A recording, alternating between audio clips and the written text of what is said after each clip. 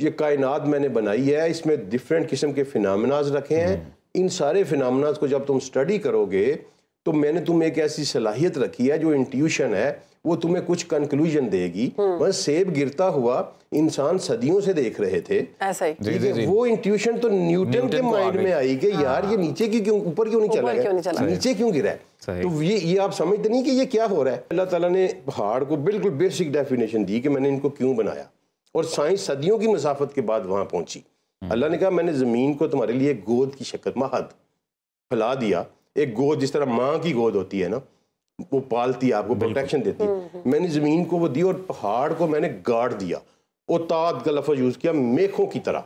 अच्छा, ठीक है, ये कुरान ने यूज़ किया। और इंसान ने आके कहीं 19वीं सदी में ये दरियाफ्त किया कि ज़मीन की जो क्रस्ट है ये 40 किलोमीटर है आम ज़मीन के ऊपर, 5 किलोमीटर 10 किलोमीटर नीचे है समुंदर के, और पहाड़ जो है वो 80-80 किलोमीटर नीचे गए हुए हैं। बिल्कुल ठीक है। और ये क्यों गए हुए हैं, फिर अल्लाह ने इसको अगली आयत में बयान किया कि मैंने ये इसलिए किए हैं कि ज़मीन कहीं हिल ना जाए। अल्लाह हमारे साथ हमारे गेस्ट मौजूद हैं, कुरानिक स्टडीज़ के स्पेशलिस्ट हैं जनाब अब्दुल सलाम आरिफ साहब। जी थैंक यू। अब्दुल सलाम साहब कैसे हैं सर आप? सर अल्हम्दुलिल्लाह। अब्दुल सलाम साहब तो सर बिस्मिल्लाह करें, कुरान में कैसे जिक्र है जोग्राफी का? जी बिस्मिल्लाहिर्रहमानिर्रहीम, अल्लाहुम्मा सल्ली अला सय्यदना मुहम्मद वला आलिहि व सहाबिहि व बारिक वसल्लम। सबसे पहले तो देखिए मैं एक ना कॉन्सेप्ट, एक बुनियादी कॉन्सेप्ट जो है ना वो पहले क्लियर कर ले इस मौजू की तरफ बढ़ने से, साइंस की तरफ बढ़ने से पहले जी। कि ये बहुत ज़्यादा तनकीद की जाती है कि जी लोग जो हैं ये आजकल कुरान को साइंस की किताब बना के पेश कर रहे हैं और ये कर रहे हैं वो कर रहे हैं। इस पर बड़ा तनकीदी लिटरेचर भी आ रहा है। देखें साइंस जो है ये एक इल्म है और एक वेरिएबल फिनोमेना है। आज से 50 साल पहले की साइंस थी कुछ और थी, आज की साइंस कुछ और है, 100 साल के बाद की साइंस शायद कुछ और होगी।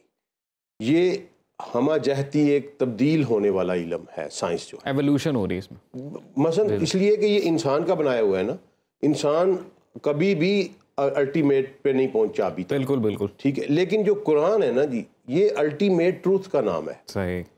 और कुरान का जो इल्म है उसमें जो साइंटिफिक क्लूज हैं वो सिर्फ इसलिए दिए गए हैं कि तुम इनको एक्सप्लोर करके अपनी दुनियावी ज़िंदगी को बेहतर करो, सही, और साथ साथ तुम्हारा अल्लाह के ऊपर ईमान बढ़े। सुभान अल्लाह। ठीक है। और कुरान और साइंस को पढ़ते वक्त हमेशा ये मेरे अपने नाजरीन से भी गुजारिश है कि कुरान की ओपिनियन जो है वो सुपीरियर रहेगी। बेशक बेशक, क्योंकि ये वेरिएबल नहीं है, अल्टीमेट नॉलेज, अल्टीमेट ट्रूथ है। इसलिए मैं इसको मैनुअल ऑफ द यूनिवर्स कहता हूँ कि मैनुअल ऑफ द यूनिवर्स वो होता है जिसको आप यूज़ करके, मैनुअल वो होता है कि जिस किसी भी चीज़ का कि उसके ज़रिए आप उस चीज़ को बेहतर यूज़ कर सकें। बिल्कुल। आपकी गाड़ी क्या है उसका मैनुअल है, आपकी घड़ी है उसका मैनुअल है। आपको जहाँ कहीं पता चलता है कि इस बटन का क्या काम है, इसको कैसे करना है, इसको कैसे करना है, तो आप उस मैनुअल को स्टडी करते हैं। तो कुरान मैनुअल ऑफ यूनिवर्स इसलिए है कि आप इस यूनिवर्स को बेहतर तरीके से यूज़ करके देखें। इंसान की ज़िंदगी का मकसद अल्लाह ने हमें जो सिखाया, नबी सल्लल्लाहु अलैहि वसल्लम ने जो दुआ सिखाई, वो रब्बना आतिना फिद दुनिया, कि हमारी दुनिया भी बेहतर कर, हमारी आखिरत भी बेहतर कर। ठीक है, ये दोनों चीज़ें लाजमी हैं। तो दुनिया की बेहतरी के लिए साइंटिफिक अलूम का होना बहुत ज़्यादा ज़रूरी है। और जब इंसान को ये इसीलिए कुरान पाक में इनके क्लूज दिए गए, इनकी अहमियत को बयान किया गया ताकि तुम अपनी दुनिया को बेहतर कर सको। हमारे साथ ये हुआ कि हमने इनको छोड़ दिया, एक किनारे पे बैठ गए, और दूसरे लोगों ने, अब अल्लाह ताला ने, देखें हमें बात इससे शुरू करता हूँ कि अल्लाह ने इंसान को 5 दिए हैं, हवासे खमसा जिसे हम कहते हैं। बिल्कुल। सोर्स ऑफ नॉलेज जो है ना हमारा, जो हर ह्यूमन बीइंग में कॉमन है, वो 5 हैं। देखने की सलाहियत, सुनने की सलाहियत, बोलने की, खाने चखने की, और ये सुनने की 5। ठीक है, लेकिन इसके अलावा भी अल्लाह ने एक बात की है कुरान पाक में कि वाला कद करम ना बनी आदम। उसमें अल्लाह ने कहा मैंने बनी आदम पर करम किया है। ठीक है, अब इन्होंने तर्जुमा जो हमारे बड़े सगीर का ट्रांसलेशन है ना, उसमें उन्होंने कर दिया जी बनी आदम को बुजुर्गी अता। हर वर्ड की एक साइकोलॉजी होती है, हर लैंग्वेज की एक साइकोलॉजी। बच्चा जब पढ़ता है कि बनी आदम को बुजुर्गी अता की है, वो पता नहीं वो बुजुर्ग का ज़हन जो पिक्चर आपके माइंड में बनती है, वो बुजुर्ग बंदा होगा, सफ़ेद दाढ़ी वाला, वो बैठा होगा। नहीं, अल्लाह कहता है मैंने बनी आदम पर करम किया। व्हाट इज़ करम? ठीक है, करम एक एक्स्ट्रा ऑर्डिनरी छठी सलाहियत है, सिक्स्थ सेंस, इन 5 के अलावा जो अल्लाह ने अता की है।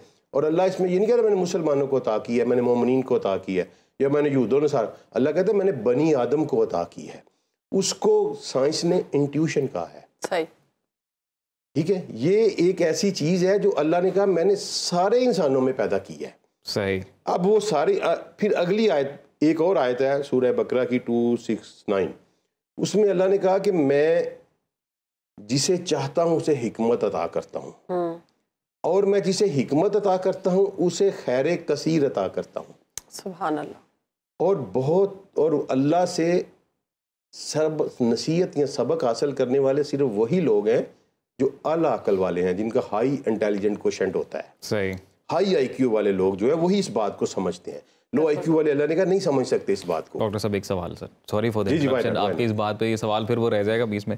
अब हाई क्यू वाले सिर्फ समझ सकते हैं, लो आईक्यू वाले नहीं समझ सकते, तो सर लो आईक्यू वालों का क्या कसूर, फिर वो कैसे समझ? नहीं, लो आईक्यू, देखिए लो आईक्यू है क्या, कि वो इंसान जो अपने आईक्यू को यूज नहीं करता वो लो आईक्यू वाला होता है। ठीक है, सही। मतलब सलाहियत अल्लाह ताला ने हर इंसान में एक हर जैसी इंसान रखी में है। एक जैसी, ये इंसान का अपना फॉल्ट है, कि वो खुद यूज नहीं उसको करता। मिलने वाले माहौल का फॉल्ट है।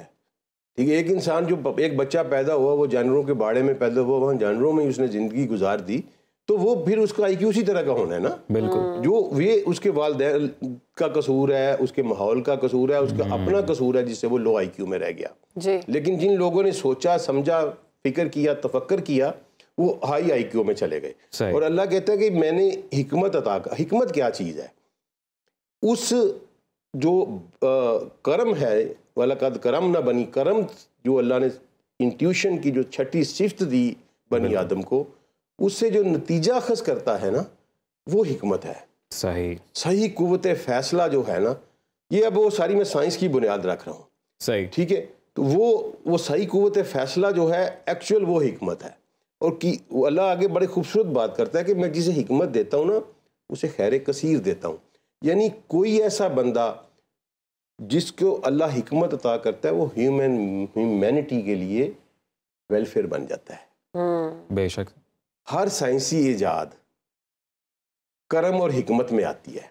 ऐसे वाह वाह। क्योंकि वो ह्यूमैनिटी के लिए एक वेलफेयर इसको कहते हैं खैरन कसीरा। बिल्कुल, कुरान ने लफ्ज़ यूज किया खैरन कसीरा, कसरत की खैर। क्या बात। मसलन जिसने पेनिसिलिन दरियाफ्त की मर गया पता नहीं बेचारा कब का, लेकिन कितने लोगों को लेकिन कितने मिलियंस लोगों की जान उसने बचाई। जिसने इंसुलिन का ये तरीका दरियाफ्त किया पता नहीं वो कौन था, मर गया बेचारा, लेकिन आज तमाम इंसान उससे फायदा हासिल कर रहे हैं। इसको कहते हैं खैर कसीर। ये साइंटिफिक क्लूज अल्लाह ने इसलिए साइंस के ऊपर जोर दिया कि तुम पढ़ो, तुम इसको समझो, ये कायनात मैंने बनाई है, इसमें डिफरेंट किस्म के फिनोमेनाज रखे हैं। इन सारे फिनोमेनाज को जब तुम स्टडी करोगे तो मैंने तुम्हें एक ऐसी सलाहियत रखी है जो इंट्यूशन है, वो तुम्हें कुछ कंक्लूजन देगी। बस सेब गिरता हुआ इंसान सदियों से देख रहे थे, ऐसा ही। वो इंट्यूशन तो न्यूटन के माइंड में आई कि यार ये नीचे क्यों, ऊपर क्यों नहीं चला गया, नीचे क्यों गिरा है। तो ये आप समझते नहीं कि ये क्या हो रहा है, ये वही वाला कद करम ना बनी। लेकिन अब्दुल सलाम साहब, अब यही जो सलाहियत है जिसे इंसान खैर के लिए इस्तेमाल कर रहा है, यही फिर शर के लिए भी इस्तेमाल करेगा। और वो क्योंकि शर और खैर की कुव्वतें तो जिंदा रहनी है ना, क्योंकि अल्लाह ताला ने कहा कि मैंने ब्रेन में 2 वेव चला दी हैं आप, मैंने तुम पे ऊपर इल्हाम किया है, तकवा भी और फजूर भी। ठीक है, अब आपकी चॉइस है कि आप जो मर्जी की जिस तरफ मर्जी चल पड़े, अब खैर की तरफ जाएं या शर की तरफ। लेकिन वो जो अल्लाह जिसको अता करता है ना जी, वो खैरन कसीरा, और उसमें अल्लाह ने कोई चॉइस नहीं रखी कि मैं मुसलमानों को दूंगा। अच्छा, वो कहता है मैं जिसे चाहूं दूं। आयत का तर्जुमा ये है कि मैं जिसे चाहूं हिकमत अता करूं, और जो जिद्दोजहद करे, जो करेगा, जो उसकी राहों के ऊपर आके सोचेगा, जो उसने मॉडल दिया है कायनात का, यूनिवर्स का कुरान पाक में, जो उस मॉडल के ऊपर आके सोचेगा। अल्लाह बार बार कहता है कि दरख्तों पे गौर करो, किस तरह तुम एक बीज फेंकते हो जमीन में, वो फटता है और एक 70-80 फुट दरख्त बन जाता है। जरा गौर तो करो इसके ऊपर। वो कहता है तुम एक जानवर पे गौर करो यार, तुम उसे घास फूस खिलाते हो और उसकी एक वेन जो है उसमें से दूध निकलता है, दूसरी वेन से खून निकलता है।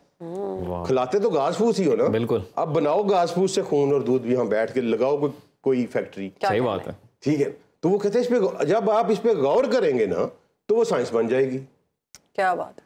बस ये कोई मुतहारफ बात नहीं है, ये मैं क्रिटिसिज्म करने वालों को बता रहा हूँ कि अल्लाह कितनी दफ़ा कुरान में बार बार कहता है कि फ़िक्र करो, गौर करो, फ़िक्र करो, देखो मेरी तख्लीक के ऊपर। तो वो जब आप देखेंगे तो अल्टीमेटली वो साइंस बन जाएगी ना। आप एक गाय का मुशाहिदा करेंगे, उसको ज़ब्ते तहरीर में लेके आएंगे तो वो ज़ुआलॉजी का इल्म बन जाएगा। बिल्कुल। आप एक दरख्त का मुशाहिदा करेंगे, मुआयना करेंगे, उसमें जो जो कुछ आप देखेंगे उसको ज़ब्ते तहरीर में लेके आएंगे तो वो अब्दुल सलाम साहब बॉटनी बन जाएगी। बार बार ये कहा गया है ना, तहकीक करो, तहकीक करो। जी, इसीलिए कहा गया है ना। मैं आपको एक मिसाल देता हूँ कि एक साइंसदान था, उसके पास उसका एक शागिर्द आया तो उसने कहा मैंने आपसे इल्म सीखना है। अच्छा, ठीक है, ये मैंने किसी ब्रिटिश की बुक में पढ़ा था, मुझे बुक का नाम भूल गया। तो उसने ना उसको प्लेट में ना रख के एक मछली दे दी। सही। उसने कहा इसको देखो। वो 5-7 मिनट में वापस आ गया। उसने कहा मैंने देख लिया। उसने कहा क्या देखा बताओ। उसने कहा जनाब ये 3 इंच इसका साइज है, ये कलर है, ये। उसने तुमने कुछ भी नहीं देखा, जाओ फिर देखो। वो 3 दिन बार बार आता रहा। तीसरे दिन जब वो आया तो वो 70-80 सफ़े लिख चुका था उसके ऊपर। अल्लाह, इतनी खसूसियात उसने नोटिस की। ये बार बार देखने का ये अमल है, बार बार मुशाहिदात। अल्लाह यही कहता है कुरान में कि बार बार देखो यार, बार बार देखो। हर बार एक नया एंगल सामने आता है, नया एंगल। ये बात दुरुस्त है। ये अल्लाह की तख्लीक का ऐसा मौज है। क्या बात। अब ज्योग्राफी क्या है? देखिए ज्योग्राफी जो है ना, ये सबसे इम्पॉर्टेंट साइंटिफिक नॉलेज है। मैंने इसलिए यहाँ से ये चैप्टर शुरू किया है। सही। ज्योग्राफी कोई ये नहीं है कि ज़मीन क्या है, जो आप पहनते हैं ये भी ज्योग्राफी में आता है।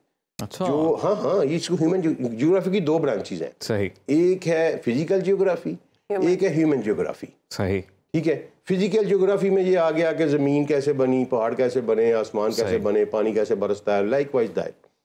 और ह्यूमन ज्योग्राफी में आ गया कि आपका कल्चर क्या है, नाम्स क्या हैं, ड्रेसिंग कोड्स क्या हैं, आप मेटिंग कैसे करते हैं, शादी कैसे करते हैं, डिफरेंट एंगल्स में, डिफरेंट दुनिया में मुख्तलिफ पैटर्न है ना इसके। सही। तो वो सारे का सारा इल्म जो ह्यूमन ज्योग्राफी में आता है। ठीक। तो इंसान सबसे पहले जिस साइंस की तरफ मुतवज्जो हुआ ना, वो ज्योग्राफी थी। और ज्योग्राफी की क्यों मुतवज्जो हुआ कि उसकी जो सबसिस्टेंस थी ना, उसकी जो सर्वाइवल थी, वो 2 चीज़ों से मुंसलिक थी। एक ज़मीन से, एक आसमान से। सही। ज़मीन से वो उगा रहा था, ठीक है, सही। और आसमान से उसको पानी बरस रहा था और सूरज की रोशनी आ रही। ठीक। उसकी पूरी की पूरी ज़िंदगी की सर्वाइवल जो थी वो मुंसलिक थी ज्योग्राफी के साथ। बिल्कुल। ज़मीन और आसमान। तो सबसे पहले उसने इसी के ऊपर स्टडी शुरू की। और ज़मीन में भी सबसे पहले जो उसको हैरानकुन चीज़ मिली वो पहाड़ थे। ठीक है ना, अनयूजुअल पैटर्न। सोचा गया कि ये क्या बुलंदोबाला क्या है। अब पहाड़ों के ऊपर जो साइंस ने नॉलेज दिया वो बहुत बाद में जाके कन्फर्मेटिव नॉलेज हमारे पास आया। सिर्फ अब टाइम शॉर्ट हो रहा है, मैं आपको 3 आयात बता देता हूँ सिर्फ, आगे फिर हम बात अगले करेंगे इंशाल्लाह। कि सूरह नबा में आयत नंबर 6 और 7 है, सूरह नाज़ियात में आयत नंबर 72 है मेरा ख्याल, और फिर 31 है, और सूरह अंबिया में भी आयत नंबर 30 या 32 है, जिसमें अल्लाह ताला ने पहाड़ को बिल्कुल बेसिक डेफिनेशन दी कि मैंने इनको क्यों बनाया। और साइंस सदियों की मसाफत के बाद वहाँ पहुँची। अल्लाह ने कहा मैंने ज़मीन को तुम्हारे लिए गोद की शक्ल, महद फैला दिया। एक गोद जिस तरह माँ की गोद होती है ना, वो पालती है, आपको प्रोटेक्शन देती है, मैंने ज़मीन को वो दी। और पहाड़ को मैंने गाड़ दिया। ओताद का लफ्ज़ यूज़ किया, मेखों की तरह। अच्छा, ठीक है, ये कुरान ने यूज़ किया। और इंसान ने आके कहीं 19वीं सदी में ये दरियाफ्त किया कि ज़मीन की जो क्रस्ट है ये 40 किलोमीटर है आम ज़मीन के ऊपर, 5 किलोमीटर 10 किलोमीटर नीचे है समुंदर के, और पहाड़ जो है वो 80-80 किलोमीटर नीचे गए हुए हैं। बिल्कुल ठीक, ठीक है। और ये क्यों गए हुए हैं, फिर अल्लाह ने इसको अगली आयत में बयान किया कि मैंने ये इसलिए किए हैं कि ज़मीन कहीं हिल ना जाए। अल्लाह, ये कुरान ने कहा। पहाड़ों से बैलेंस हुई, पहाड़ों को मैंने मेघों की तरह गाड़ दिया ताकि ज़मीन तुम्हें, और फिर एक जगह कहा कहीं लेके तुम्हें दौड़ ना जाए। अच्छा। यानी उल्ट ना जाए, ठीक है। वो पहाड़ों को और इंसान ने बिल्कुल यही फिनोमेना दरियाफ्त किया कि पेग्स की तरह जो है वो पहाड़ जो है वो और ज़मीन का बैलेंस कायम किए हुए हैं, वरना तो 70% पानी है। एग्जैक्टली। तो वो इतना ज़्यादा हुजम पानी का हो जाए कि ज़मीन एकदम से ऐसे उल्ट जाए अगर पहाड़ ना हो। और आप इसका पैटर्न स्टडी करें कि ज़मीन की एक साइड पे पहाड़ है, एक साइड पे समुंदर है, जी जी जी जी, सुभान अल्लाह। ठीक है ना, यानी उसको ऐसे बैलेंस, इसी को अल्लाह ने कुरान में बयान किया कि मैंने इसको बैलेंस करने के लिए, मजबूती से पकड़ा रखने के लिए, जुड़ा रहने के लिए मैंने ये पहाड़ बना दिए। फिर उसके बाद अल्लाह ने कहा कि तुम समझते हो कि ये पहाड़ खड़े हैं, ये तो सरमई बादलों की तरह उड़े हैं। ये अब्दुल सलाम साहब बड़े खूबसूरत आपने बात की और दुरुस्त निशानदेही की कि यकीनन अकल वालों के लिए निशानियां रब ने हर अपनी चीज में रखी। अब इस पे हम अगले प्रोग्राम में बात करेंगे कि पहाड़ कैसे उड़ रहे हैं, कैसे उड़ रहे हैं। बिल्कुल ठीक है, और क्या आज की साइंस इसको मानती है। कुरान ने 1400 साल पहले कहा कि पहाड़ उड़ रहे हैं, तुम समझते हो कि ये खड़े हैं, सुभान अल्लाह, ये तो उड़ रहे हैं और ऐसे लगते हैं जैसे सुरमई बादल उड़े हैं। खूबसूरत बात की आपने। इंशाल्लाह इस पर डिटेल बात करेंगे अगले प्रोग्राम में। बहुत शुक्रिया आपका अब्दुल सलाम साहब।